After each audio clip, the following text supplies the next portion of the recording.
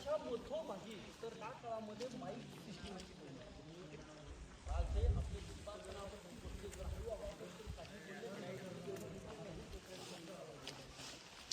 या चारी कोपऱ्यातून एखादा सरदार जरी कुसकुस जरी केलं तर हाच आवाज आपल्या राजांपर्यंत पोहोचा. म्हणजे तर त्या काळातलं हे एकूच सिस्टीम आजही रोजी प्रत्यक्षात इथे पाहता येतं. पण हे पाहण्याकरता इकडची सगळी लोक देखील शांत लागतात तर तो आवाज आपल्याला पाहता येतो. तसं काही पाहता येत नाही. ज्या ठिकाणी आपल्या राजांचं जे सिंहासन जे आहे ना हे पंचधातूचं आहे. 5 धातू बसून तयार केलेलं आहे. हे सिंहासन 1985 मध्ये बसवलं. आपले जे राष्ट्रपती होते का 7वे राष्ट्रपती म्हणतात डॉक्टर गॅली जेन्सिंग म्हणतात त्यांच्या हस्ते या मेघडंबरीचं उद्घाटन केलं. मेघडंबरीच्या आतमध्ये जी महाराजांची प्रतिमा जी बसवलेली आहे ही 6 जून 1674 मध्ये म्हणजे 2009 मध्ये या प्रतिमेचं उद्घाटन केलं. युवराज संभाजी भोसले म्हणतात कोल्हापूरचे महाराजांची 13वी पिढी. या प्रतिमेच्या खाली चौकोनी 3च्या खिडक्या बघायला भेटतात.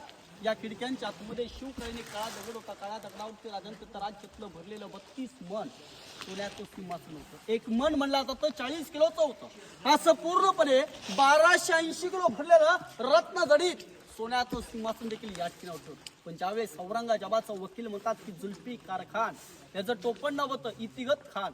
हा रायगडावर त्याच्यानंतर याच्यावरती घराचं खाव टाकलं वितळलं आणि या ठिकाणी औरंगजेबाला अशी भेट पाठवली. मग त्या राज्यातलं भरलेलं 32 मन सोन्याचं सिंहासन तर काही पाहायला भेटत नाही. परंतु या दरबारामध्ये आपल्या राजांचा राज्याभिषेक सोहळा झाला आणि या राज्याभिषेक सोहळ्यासाठी एक व्यक्ती रायगडावरती पायी चढून गडावरती होती. आपण राज्याभिषेकाचं पोस्टर किंवा छायाचित्र पाहिलं असेल. या चित्रामध्ये एक व्हाईट कलरची व्यक्ती आपल्या राजांना डोक्यावरचा व्हाईट कलरचा देखील फेटा काढला आणि तिवार हा असा वाकून देखील मानाचा मुद्रा करतोय बघा. हा कोण होता तर त्यावेळेचा इंग्रज वकील म्हणतात.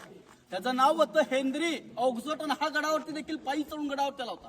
याची नमचाक देखील अशी झाली तो म्हणला रायगडावरती येण्याकरता त्या 2 पायाच्या माणसाची वरती येण्याची दमछाक होती.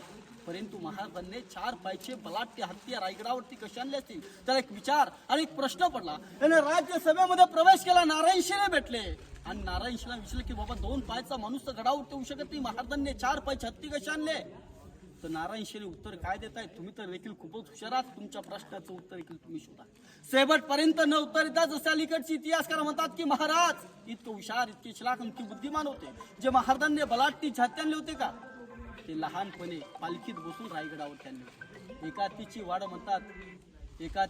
म्हणतात 3 वर्षामध्ये मोठं केलं जातं. लहानाचं मोठं केलं जातं पण मोठ्याचं लहान कधी करता येतो. तशा आपल्या राजांची उत्तर उपस्थित महाराज आपल्या राजवाड्यातून राज्यसभेमध्ये